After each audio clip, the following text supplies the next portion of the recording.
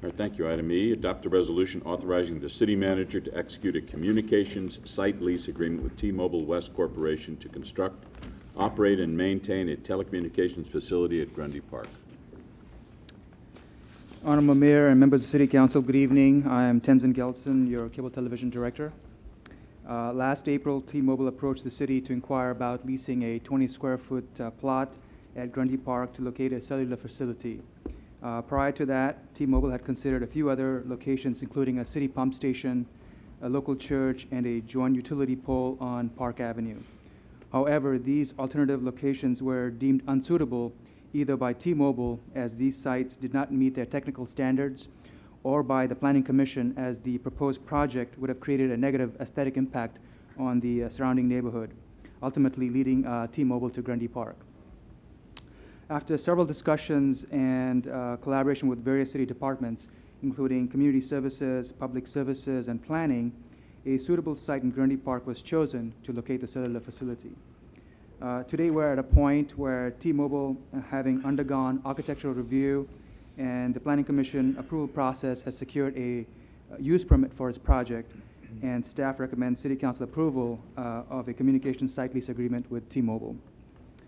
Regarding the cellular facility itself, T-Moble will place cellular antennas on an extended joint utility pole located in the rear easement of a property that abuts the park, and its communication equipment cabinet on a concrete slab adjacent to the public restroom in the park.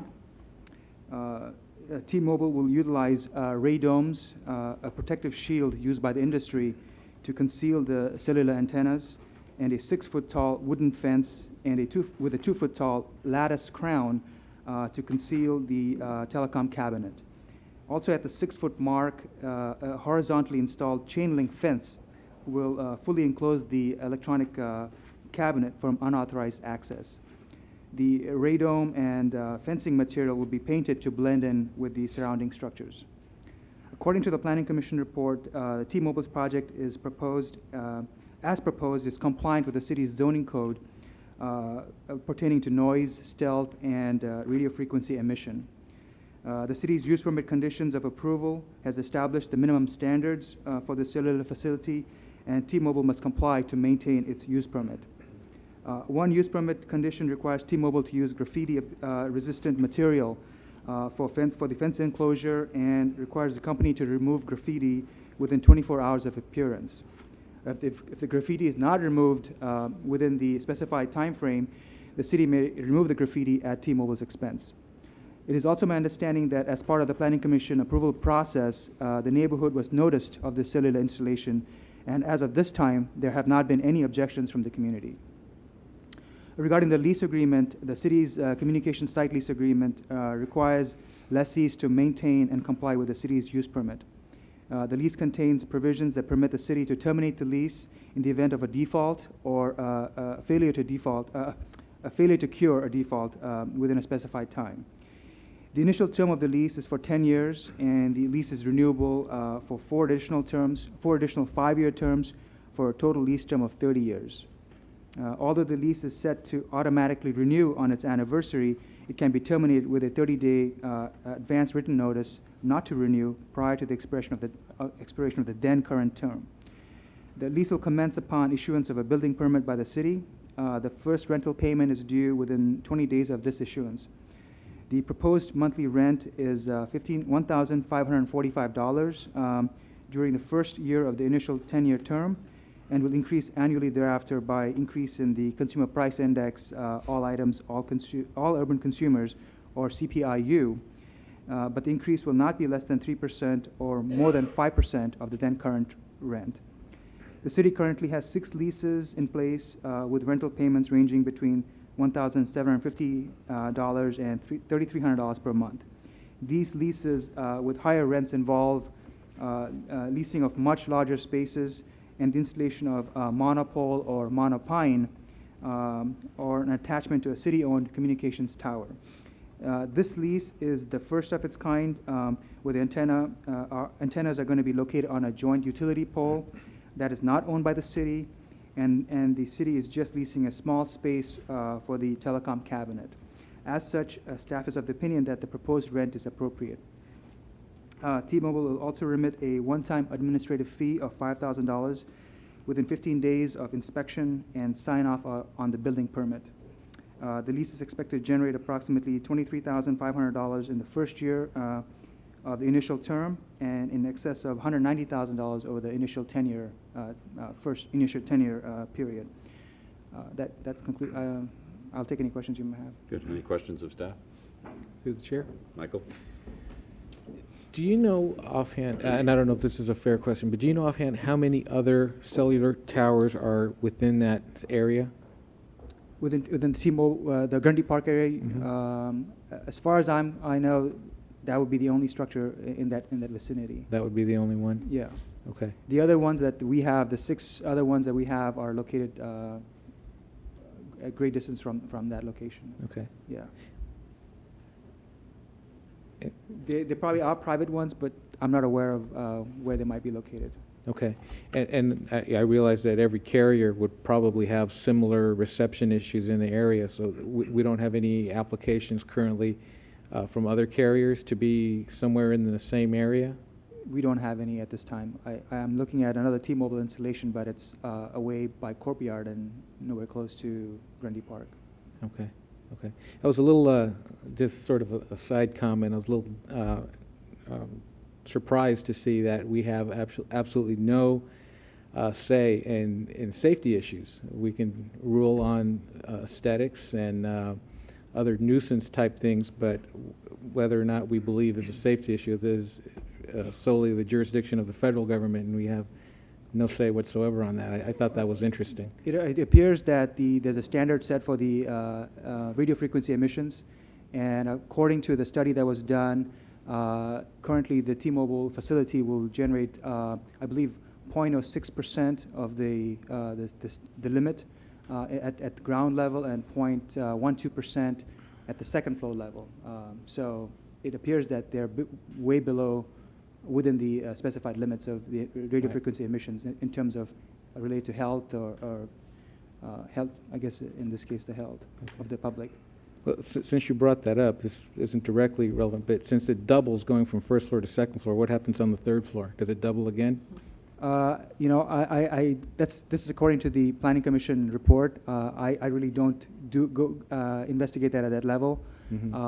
There's a gentleman here from Andrew Levy who's with T-Mobile. I'm sure he might be able to answer that question if you like to. If you have Come an to answer? the podium, please. Right.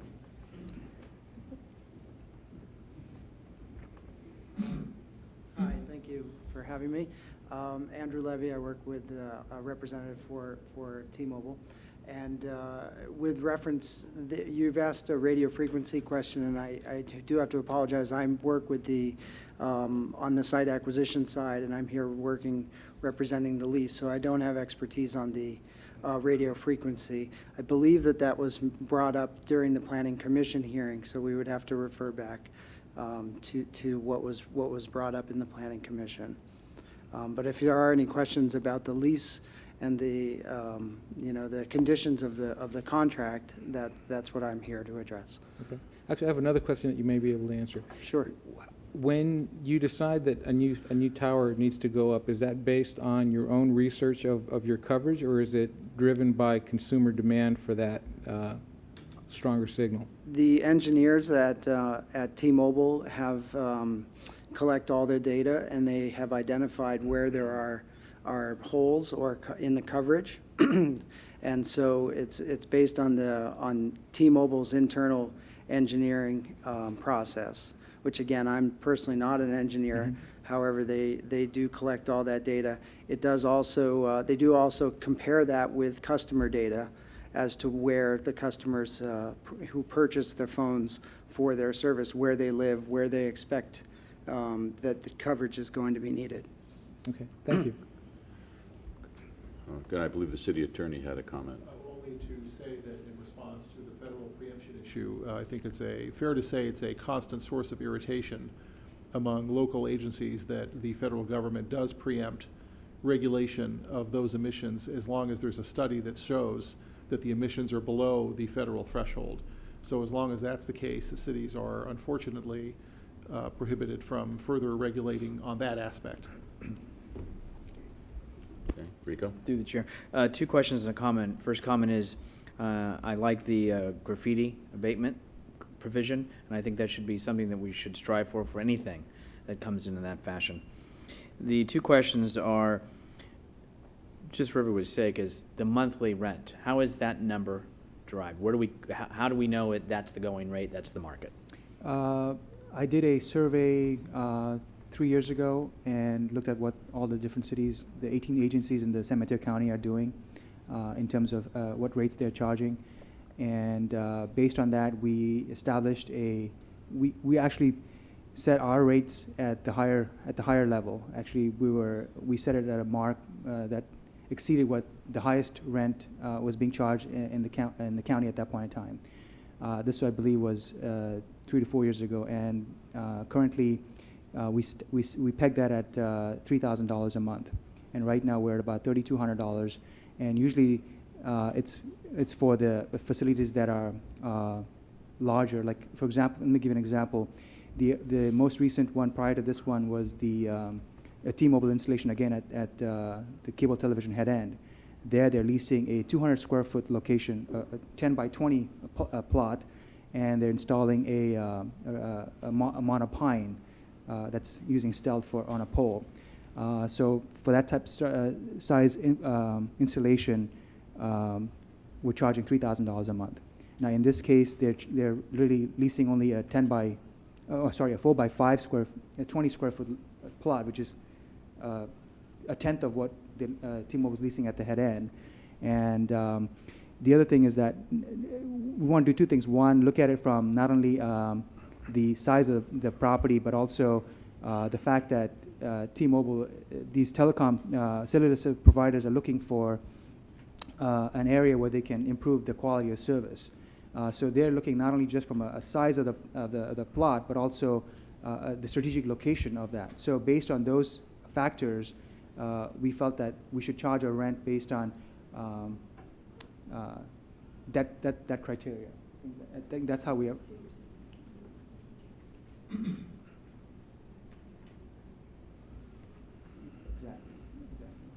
So if they have better coverage in a certain area, then they're obviously going to generate better revenue. There's going to be better coverage for their service. People are going to subscribe to their service versus another carrier that has poor coverage. So those things are taken into consideration in terms of how we establish the rental payments. Okay, so what I'm hearing is this is on a survey 3 years ago, maybe 4, and based at that time, we were at the top end, and based on that is how we derive this number, based on the lot size. Back then, we were at the low end of the rental scheme. I mean, so we turned around and established we established a rent that was at the high end 4 years ago. So right now, on a site that is a larger site like the one we have at the head end, where they've taken a 200 square foot plot of land to build their facility, we're charging $3,200 a month in that. So you're assuring me then today this is where it should be. Okay, I know about 3 or 4 years ago, prices change over that period of time. Exactly. So I'm worried about today. Yeah. So basically, what we do is we set the price at the market rate, and then annually it goes up CPI, just like we have in this case. This rent is set at $1,500, and it'll increase by CPI annually.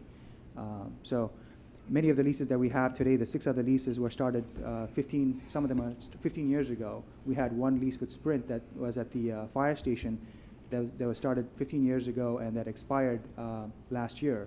And that is an installation where they're leasing a larger space. They're using our attachment to a city tower, communications tower as well. So we reestablished that rent at I believe it's $3,100 a month right now. So depending on the size of the land and the strategic nature of the business, we establish the rents based on that. Okay. The last thing is in regards to the lease, it's the first 10 year, then it's renewable for 4 additional 5-year terms, and which will be grand total of 30 years. And it says the lease will automatically renew on its anniversary date unless 30 days written termination notice. I always have a concern when something's automatic. We have for 10 years from now, I like to see things come back, even though maybe it doesn't need to be an action item. But somehow I think those that sit up here from 10 years from now, should be able to see this item come back up so it can be reviewed, or see if there's any concerns throughout that time period.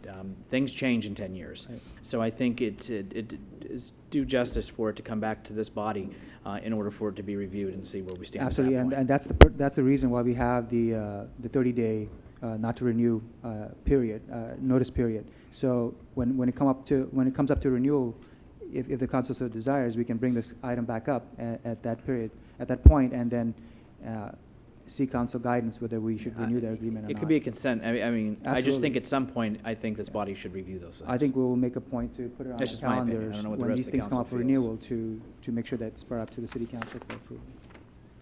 Any other questions of staff? Action? I'll introduce the resolution. Councilmember O'Connell. Aye. Councilmember Medina. Aye. Vice Mayor Salazar. Aye. Mayor Ruane. Aye.